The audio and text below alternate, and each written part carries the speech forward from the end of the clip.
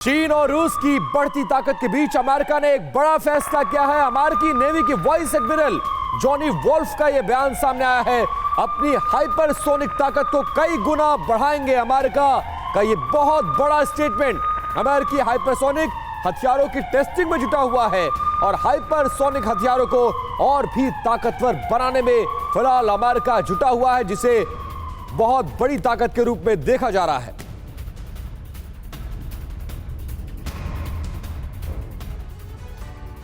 तो रूस और यूक्रेन जंग के बीच अमेरिका ने भी ऐलान कर दिया है कि वो अपनी ताकत को बढ़ाएगा और इस ऐलान के बाद खलबली का माहौल है, खासकर उस रूस में जिसके अगेंस्ट में अमेरिका है और अमेरिका जिसकी मदद कर रहा है, यूक्रेन की मदद कर रहा है और यूक्रेन अमेरिका की मदद के भरोसे ही इस युद्ध में लगातार टिका हुआ है। आखिरकार इस बीच अमेरिका का यह बयान क्यों आया है, हाइपरसोनिक क्यों अहम है, ये आपको समझाने की कोशिश करते हैं। ये अनार उगा के हर साल 1 एकड़ की जमीन पर 10 लाख कमा रहे हैं।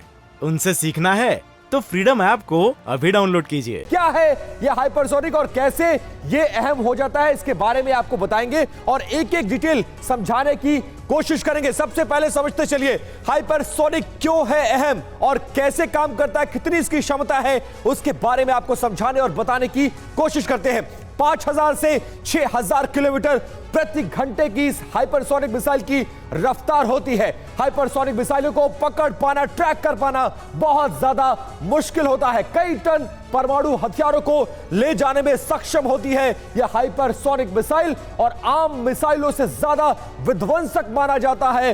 हाइपरसोनिक मिसाइल को हवा में रास्ता बदलने में माहिर होती है, यानी जैसे ही कमांड मिलेगा हवा में अपना रास्ता भी बदल सकती है, इसलिए बहुत ज्यादा घातक है यह मिसाइल। किन किन देशों के पास है वो आपको बताने की कोशिश करते हैं। सबसे पहले देखिए अमेरिका, दूसरे देश फ्रांस, जर्मनी, भारत, चीन, रूस, north Korea, south Korea, Japan, Australia समेत इन तमाम बड़े देशों के पास, जो ताकतवर देश हैं, उनके पास यह हाइपरसोनिक मिसाइल है और अमेरिका ने अपने हाइपरसोनिक मिसाइल की ताकत को बढ़ाने का ऐलान कर दिया है, जिसके बाद खलबली मच गई है और रूस, खासकर रूस की सबसे ज्यादा नजर है। इसी मुद्दे पर करेंगे चर्चा और हमारे साथ मेहमानों का एक बड़ा पैनल जुड़ गया है, उसका आपका परिचय करा दे। उससे सबसे पहले आप देखिए lieutenant general retired VK Chaturvedi साहब हमारे साथ जुड़ गए बतौर रक्षा विशेषज्ञ, वो हमारे साथ इस चर्चा में शामिल होंगे। इसके अलावा navy commander retired Rajiv Sardana sir हमारे साथ जुड़ गए हैं बतौर डिफेंस एक्सपर्ट। निनाद सेठ जो कि फॉरेन एक्सपर्ट के तौर पर हमारे साथ इस चर्चा में शामिल होंगे।